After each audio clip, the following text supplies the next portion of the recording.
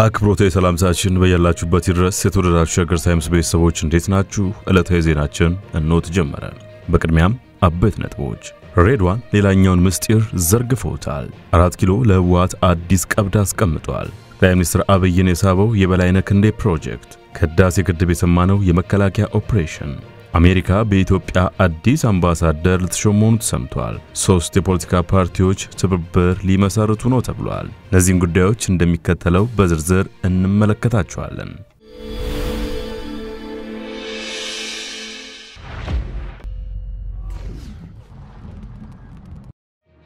ከህዳሴ ግድብ የሰማነው የመከላከያ ኦፕሬሽን፣ የህዳሴ ግድቡ የሰላም ዘቦች ተልኳቸውን በስኬት እየፈጸሙ መሆኑ ታውቋል። በምዕራብ የግዳጅ ቀጠና የተሰማራው የሜካናይዝድ ኃይል በህዳሴው ቀጠና ለሚንቀሳቀሱ ተሽከርካሪዎች ደህንነት የእጀባ ስምሪት በማድረግ ተልኮውን በስኬት እየፈጸመ እንደሚገኝ ሌተናል ኮሎኔል ጸጋይ አሰፋ ተናግረዋል። በከፍተኛ ወጪ በአገር ደረጃ የተገነባ ለሚገኘው ታላቁ የኢትዮጵያ ህዳሴ ግድብ የሚያስፈልጉ ግብአቶች ደህንነታቸው ተጠብቆ ቦታው ላይ እንዲደርሱ ሰራዊቱ ሌትም ቀንም የቀጠናውን ሰላም ምቹ ማድረግ የህዳሴው ጽኑ የሰላም ዘብ መሆኑን በተግባር እያረጋገጠ ይገኛልን ብለዋል። ሻለቃ መርሻ ንጉሴ በበኩላቸው የሀገራችን ህዝቦች የህልውና ጉዳይ የሆነው ታላቁ የህዳሴ ግድብ ግንባታ ሂደት በጸረ ሰላም ባሏቸው ኃይሎች የሚሆን በውጭ ታሪካዊ ጠላቶቻችን ጭምር ለአፍታ እንዳይደናቀፍ ሰራዊቱ የቀጠናውን ሰላም እያረጋገጠ እንደሚገኝ ገልጸዋል። ሻምበል ፍሬው ታረቀኝ ሰራዊቱ በርካታ ኪሎሜትሮችን በእግሩ እየተጓዘ ሀገራዊ ተልእኮውን በጀግንነት እየተወጣ እንደሚገኝ ጠቁመው የእጀባ ስምሪቱን ከግንኙነት ስርዓቱ ጋር ግልጽ፣ ፈጣንና ቀልጣፋ በማድረግ ሰራዊቱ የህዳሴ ግድብ ባለአደራነቱንና ህዝባዊ ኃላፊነቱን በታታሪነት እንዲፈጽም ማድረግ መቻሉንም ተናግረዋል። አሜሪካ በኢትዮጵያ ለሚገኘው ኤምባሲዋ አዲስ አምባሳደር ልትሾም ነው። የአሜሪካው ፕሬዝዳንት ጆ ባይደን በኢትዮጵያ ለሚገኘው ሀገራቸው ኤምባሲ በሙሉ አምባሳደርነት የሚያገለግሉ ዲፕሎማትን በእጩነት አቅርበዋል።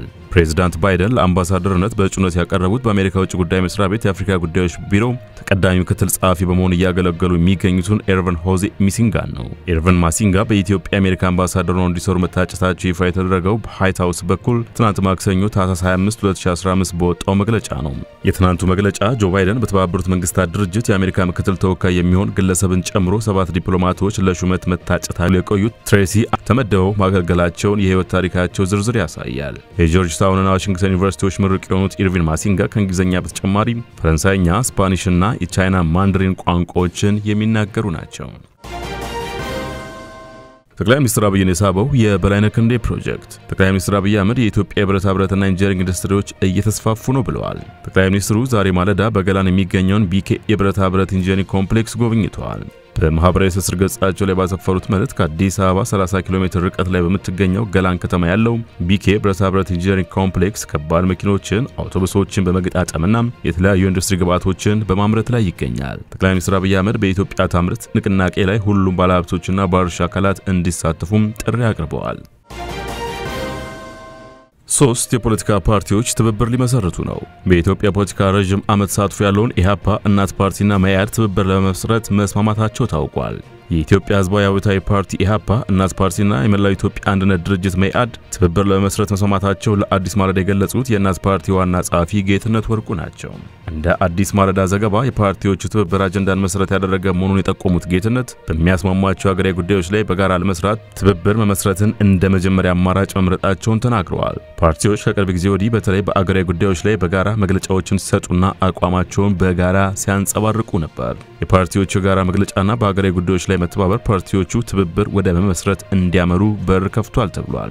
መግለጫዎችን በጋራ በመስጠትና በአገራዊ ጉዳዮች ላይ በጋራ የመስራት ሙከራው ፓርቲዎቹ እንዲቀራረብ ማድረጉን ጌትነት ገልጿል። የፓርቲዎቹ ትብብር በሂደት ወደ ውህደት ሊያመራ እንደሚችል የሚጠበቅ ሲሆን ይህ የሚሆነው በአገራዊ ጉዳዮች ላይ በጋራ ለመስራት የተወጠነው ትብብር ውጤታማ ከሆነ ነው ተብሏል። የትብብር ውጤቱ ፓርቲዎቹን ወደ ውህደት የማምጣት ሁኔታ በሂደት የሚታይ ነገር መሆኑንም ጌትነት ጠቁመዋል። የትብብር ሂደቱ የሚፈጥረው ነገር ላይ ተመስርቶ ይመጣል ተብሎ ከሚጠበቀው ውህደት በተጨማሪ ፓርቲዎቹ በቀጣዩ ሀገራዊ ምርጫ በጋራ ሊሳተፉ እንደሚችሉ ተመላክቷል። የፓርቲዎቹ ትብብር ወደ ውህደት ካመራ በተባበረ አቅም ጠንካራ ተፎካካሪ ፓርቲ የመሆን ዕድል ይፈጥራል ተብሎ ይጠበቃል። እንደ ጌትነት ገለጻ የፓርቲዎቹ ትብብር ከዚህ ቀደም ተመስርተው እንደፈረሱ ትብብሮች ሳይሆን ቀደም ብሎ በአገራዊ ጉዳዮች ላይ በጋራ መስራት የተሞከረ ነው ብለዋል። ሬድዋን ሌላኛው ምስጢር ዘርግፈውታል። የህወሓት ሽብርተኝነት ትጥቅ ካልፈታ አይመለስም የሚል አቋም ተይዟል።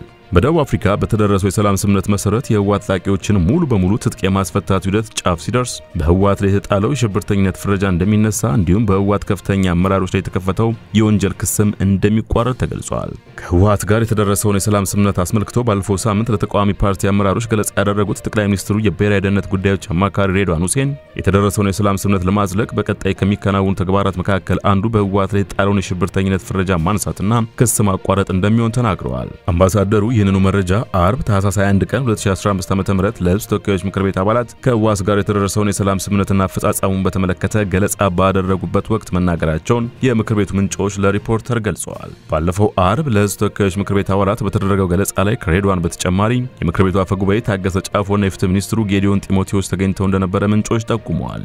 አምባሳደር ሬድዋን ለተፎካካሪ ፓርቲ አመራሮች ገለጻ ባደረጉበት ወቅት የትጥቅ መፍታት ሂደቱ ጫፍ ሲደርስ ለፖለቲካ ሂደቱ በር መክፈት ስለሚያስፈልግ ፓርላማው የሽብር ፍረጃውን ሊያነሳ ይችላል፣ የተመሰረተ የወንጀል ክስ ሂደት እንዲቋረጥ የሚደረግበት ሁኔታ ይኖራል ብለው ነበር።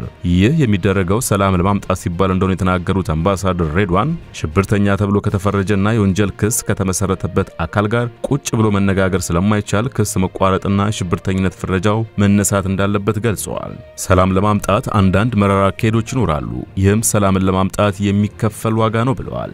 ወደ ፖለቲካዊ ሲገባ ትኩረት ከሚደረግባቸው ጉዳዮች መካከል ዋነኞቹ ሽግግር መንግስት እንዴት ይቋቋማልና ምርጫ መቼ ይካሄዳል የሚሉት እንደሆነም ገልጸዋል። ህወሓት በአሁኑ ወቅት ከባድ የጦር መሳሪያዎችን ለኢትዮጵያ መከላከያ ሰራዊት ያስረከበ መሆኑ የተገለጸ ሲሆን የመከላከያ ሰራዊት አንድ ሻለቃ ጦር ከባድ መሳሪያውን ተረክቦ በጥበቃ ላይ እንደሚገኝ የመከላከያ ሰራዊቱ አመራሮች ከሰሞኑ ለሚዲያዎች መግለጻቸው ይታወቃል። ከዚህ በተጨማሪም የፌዴራል ፖሊስና የመከላከያ ሰራዊት አባላት ትግራይ ክልል ዋና ከተማ መቀሌን ጨምሮ በተለያዩ አካባቢዎች ሰላም ለማስከበርና የፌዴራል ተቋማትን ለመጠበቅ መሰማራታቸውም ተገልጿል። በአሁኑ ወቅትም የፌዴራል ፖሊስ ከመቀሌ ከተማ በተጨማሪ በአዲግራትና በተከዜ አካባቢዎች እንዲሁም ከማይጨው እስከ መቀሌ ባሉ ከተሞች እንደተሰማራ ታውቋል።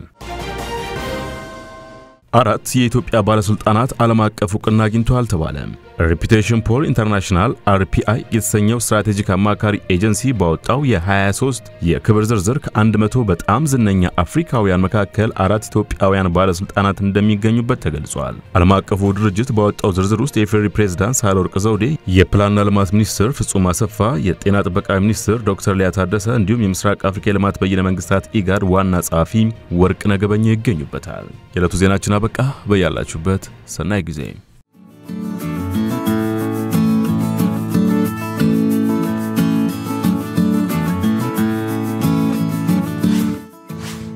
ሸገር ታይምስ ሚዲያን ሰብስክራይብ በማድረግና ደወሉን በመጫን ይከተሉን።